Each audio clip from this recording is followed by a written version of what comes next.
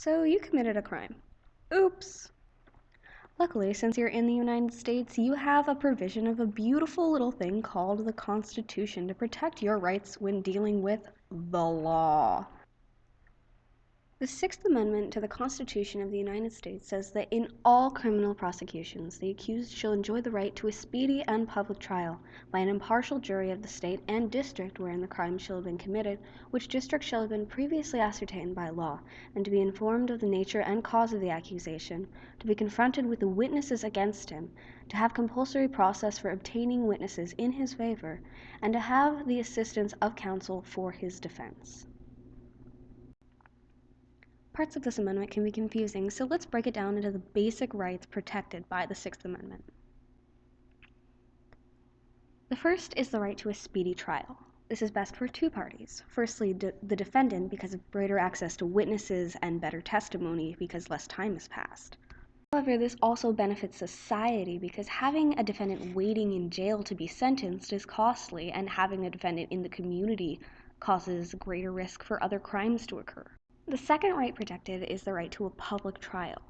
This protects from persecution and also ensures a fair and accurate trial, discouraging bias from the jury. The next right is the right to an impartial jury. There are usually 12 people in a jury. They are intended to be unbiased and to base their decisions on evidence provided.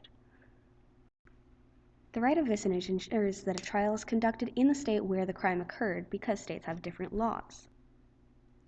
Notice of accusation requires law enforcement to actually inform the defendant of what crime they are being accused of.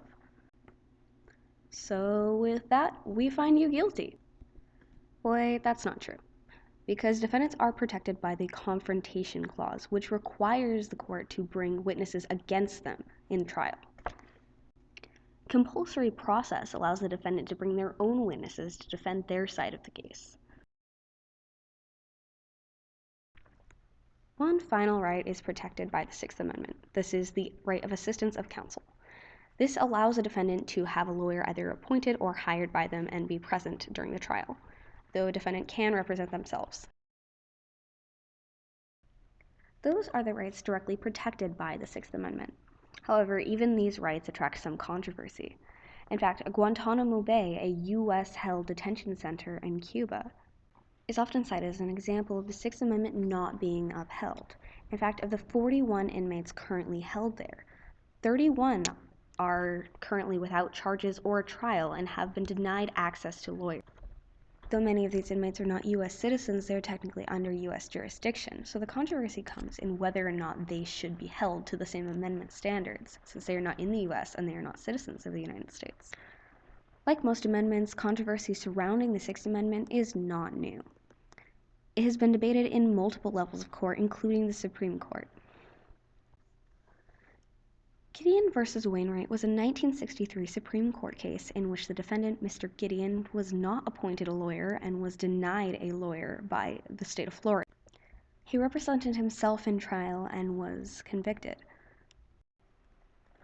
When his case was discussed in the Supreme Court, it was found that it was a fundamental right of defendants in the United States to have a counsel appointed even if they cannot afford one themselves.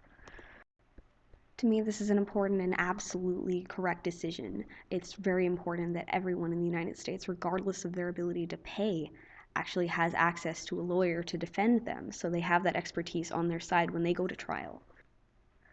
For real justice in the United States, it's very important that the rights held in the Sixth Amendment continue to be upheld.